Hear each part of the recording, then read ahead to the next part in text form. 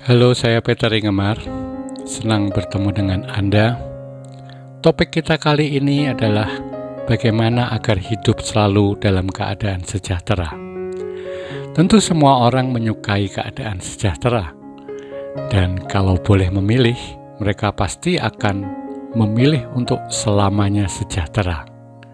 Apakah itu sebagai slogan saja atau suatu hal yang mungkin terjadi dan mungkin untuk dialami oleh seseorang? Kondisi kekurangan adalah kondisi yang tidak menyenangkan, kondisi yang selalu ditolak oleh setiap orang, dan penolakan itu menimbulkan satu ketakutan yang menimbulkan attitude atau sikap bagaimana dia bersikap terhadap hidup ini, tergantung dari jenis interaksinya dengan dunia ini. Mungkin dia bisa menipu, bisa merampok, atau bunuh diri.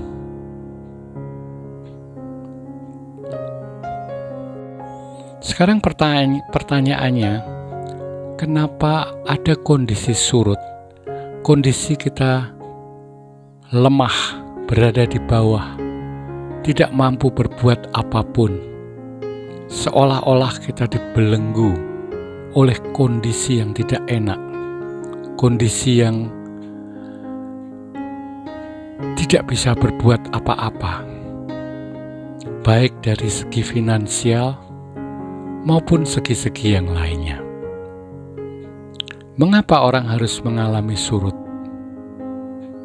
Dan setelah saya teliti, penyebab kondisi ketidakmampuan atau kekurangan tadi adalah karena ketidaktahuan kita, ketidaktahuan tentang diri kita, sehingga menyebabkan ketidaktahuan untuk bersikap, dan terusnya lagi menyebabkan kesalahan dalam bertindak, berpikir, berucap.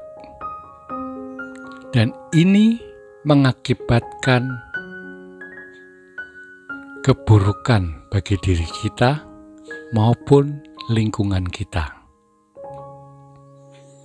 Sebagai contoh, kita selalu menggantungkan diri pada tubuh dan pikiran. Tubuh kita kadang sehat, kadang sakit. Pikiran kita selalu berubah. Tubuh kita mempunyai patokan cukup yang berbeda-beda. Dari awal misalnya kebutuhan sandang papan pangan apabila terpenuhi, maka orang tersebut akan minta lebih lagi. Rumah yang bagus, mobil yang bagus, kebutuhan fisiknya untuk berumah tangga. Dia mempunyai satu istri, untuk sementara cukup. Kemudian dia akan minta lebih dari satu istri. Dan apabila moral tidak membolehkan orang itu beristri lebih dari satu, maka dia akan bermain belakang atau pacaran yang terselubung. Dalam keadaan tidak berdaya, kekurangan, yang biasanya dilakukan oleh manusia adalah kembali lari kepada Tuhan. Tetapi Tuhan sendiri mengatakan, "Aku adalah seperti prasangka hamba-Ku." Yang artinya Tuhan sendiri berubah-ubah menurut dari prasangka Anda. Sehingga Tuhan sendiri tidak reliable, tidak bisa dipegang. Karena hidup ini sudah diberikan kepada Anda, maka Andalah yang harus bertanggung jawab secara penuh terhadap hidup ini. Nah, untuk itu Anda harus mengerti tentang diri Anda sendiri. Anda yang sepertinya sudah mengerti tentang diri Anda. Taruh umur Anda sekarang adalah 50 tahun. Anda sangat sedikit mengetahui tentang tubuh Anda. Apalagi pikiran Anda, perasaan Anda. Bagaimana pikiran itu timbul? Bagaimana pikiran itu menentukan kehidupan Anda? Bagaimana perasaan Anda ketika Anda berinteraksi dengan dunia luar? Bagaimana persepsi Anda? Dan kapan Anda mengetahui pikiran Anda? Anda bisa mengetahui perasaan Anda. Anda bisa mengetahui tubuh Anda. Anda bisa mengetahui persepsi Anda. Anda tidak pernah tahu kapan Anda bisa mengetahui. Dan sekarang saya akan membukakan suatu pengertian sehingga hidup Anda tidak terombang-ambingkan, atau Anda tidak harus menjalani roda hidup yang kadang di atas, kadang di bawah. Manusia dilahirkan untuk sejahtera. Manusia tidak sejahtera karena ketidakmengertiannya. Pertama, saya akan menuju ke tubuh. Tubuh ini tidak stabil, kadang sehat, kadang sakit. Yang itu menyebabkan kita tidak bisa bergantung kepada tubuh untuk memenuhi kesejahteraan kita. Apabila kita sakit, kita tidak bisa bekerja, tentu saja pendapatan kita akan menurun. Tentu saja kesehatan mental kita juga terganggu. Kemudian pikiran itu dibentuk oleh keyakinan-keyakinan yang terbentuk dari memori-memori masa lampau, sehingga ia menjadikan itu suatu keyakinan yang juga terbentuk oleh kebiasaan-kebiasaan yang sudah Anda lakukan. Suatu kebiasaan terbentuk dari coba-coba. Dan apabila itu berhasil, maka itu menjadi keyakinan Anda bahwa cara melakukan yang demikian itu adalah benar. Namun tidak selamanya itu benar, karena zaman juga berganti.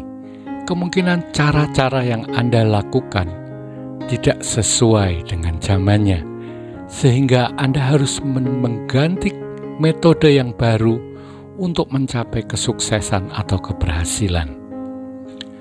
Pikiran timbul awalnya daripada buah pikiran, yaitu sebersit atau sekelebat ide yang timbul. Kemudian Anda memikirkannya, dan itu menjadi pikiran, menjadi suatu ide yang komplit mengenai suatu objek.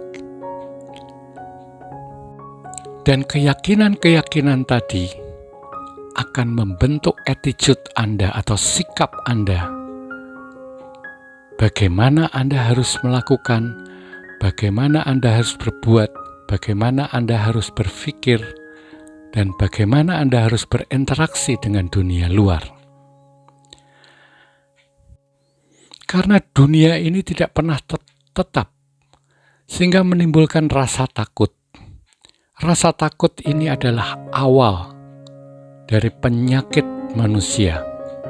Semua orang pasti mengalami rasa takut. Takut akan kebangkrutan, takut tidak bisa makan, takut tidak diterima, takut dikucilkan, takut tidak dihargai, dan masih banyak takut-takut yang lain. Tapi induk dari rasa takut adalah takut kematian, di mana setiap orang mengalami kematian dan tidak pernah ada yang kembali karena tidak kuat mengalami kematian.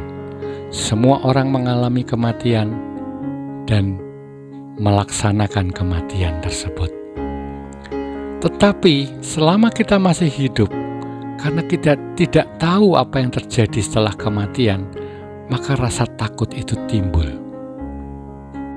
Dan takut itu juga akan membentuk suatu perilaku untuk mengumpulkan sebanyak-banyaknya, apapun caranya, dengan cara jujur maupun curang, dengan cara menindas orang lain, dengan cara perbuatan yang buruk terhadap orang lain, ataupun cara-cara normal.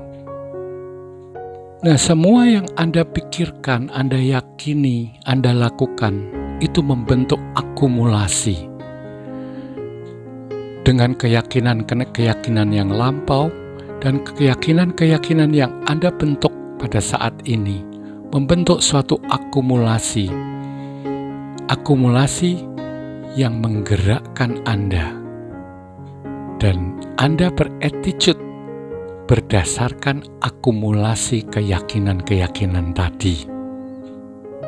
Jadi Anda bisa bayangkan, apabila seseorang berattitude buruk, pasti dia akan mendapat reaksi yang buruk. Orang yang tidak dipercaya oleh orang lain karena dia curang, maka dia tidak akan mendapat kesempatan berikutnya. Itu adalah satu contoh-contoh kecil. Dan demikianlah kehidupan itu terjadi. Dan apabila kesempatan-kesempatan tadi tertutup bagi Anda, maka otomatis hidup Anda akan berada di bawah. Dalam kondisi di bawah, orang selalu menyalahkan orang lain. Tidak pernah melihat ke dalam dirinya. Bagaimana dia bersikap, apa yang sudah dia pikirkan, apa yang sudah dia lakukan, apa yang sudah dia ucapkan. Kesalahan tidak pernah ada pada diri, namun selalu ditimpakan kepada orang lain, sehingga orang tersebut tidak pernah berubah. Hidupnya selalu kekurangan. Setelah kita mengetahui bahwa unsur-unsur diri kita ini tidak tetap, tubuh, persepsi, pikiran, perasaan, itu selalu berubah, sehingga tidak bisa kita pakai untuk sandaran. Kita melihat sesuatu selain dari 4 unsur atau aspek diri. Yang mengerti pikiran siapa, yang mengerti persepsi siapa, yang mengerti tubuh siapa, yang mengerti perasaan Anda siapa. Itulah kesadaran. Kesadaran itu sifatnya selalu ada, sekarang, dan di sini. Sehingga kesadaran adalah satu-satunya aspek yang Anda bisa usahakan untuk selalu ada. Tidak dipungkiri bahwa ini juga merupakan usaha yang berat untuk dilakukan, tetapi Anda mampu untuk melakukan itu. Karena pada saat ini pun kadang-kadang Anda bisa menyadari tubuh Anda bisa mengerti apa yang sedang Anda pikirkan, Anda mengerti apa yang Anda rasakan, Anda mengerti persepsi Anda. Itulah kesadaran. Jagalah kesadaran itu agar tetap hadir. Jadi kesadaran itu bisa diusahakan agar tetap ada. Dan kesadaran itu sifatnya ada, sehingga kita tidak perlu untuk mencari-cari kesadaran itu. Kesadaran itu diizinkan untuk ada. Anda jangan melekati pikiran Anda tidak melekati tubuh Anda tidak melekati persepsi Anda, tidak melekati perasaan Anda, maka kesadaran itu akan ada. Kesadaran yang berdiri sendiri, yaitu mengerti. Setelah Anda mengetahui bahwa kesadaran adalah satu-satunya jalan untuk mencapai attitude yang baik terhadap dunia ini, maka langkah berikutnya adalah berikrar. Tujuan daripada ikrar atau sumpah terhadap diri Anda sendiri ialah membuat tujuan itu menjadi jelas agar mudah menyelaraskan keempat unsur tadi, yaitu tubuh, pikiran, perasaan dan persepsi Anda. Jadi, Anda akan membuat batas, Anda membuat tujuan, apa yang harus dan apa yang tidak boleh dilakukan. Apa yang diikrarkan? Yang diikrarkan adalah, orang Jawa bilang, mengayu hayuning bawono, atau menjadikan kebaikan ini pada dunia dimulai dari kebaikan dari dalam diri Anda. Ini adalah tujuannya. Jadi tujuan dari ikrar tadi adalah membuat kesadaran mengerti bahwa semua unsur itu harus diselaraskan untuk mencapai kebaikan kepada diri sendiri dan kepada dunia. Setelah Anda mengerti tujuan itu, ini akan tersirat pada kehidupan Anda sehari-hari. Kalau Anda menjadi pedagang, maka Anda tidak akan menipu pelanggan Anda dengan menjual barang palsu. Kalau Anda menjadi pegawai, Anda akan bekerja sebaik-baiknya dan tidak akan korupsi. Kalau Anda seorang insinyur, Anda tidak akan mengurangi bahan-bahan bangunan sehingga Anda mendapatkan keuntungan yang lebih banyak. Apabila Anda seorang dokter, Anda tidak akan merampok pasien Anda, tapi tujuan Anda menyembuhkan. Dan masih banyak contoh untuk pekerjaan-pekerjaan yang lainnya. Sehingga apa yang Anda lakukan dalam kehidupan ini selaras dengan satu tujuan, membuat kebaikan di dunia ini dan kebaikan bagi diri Anda.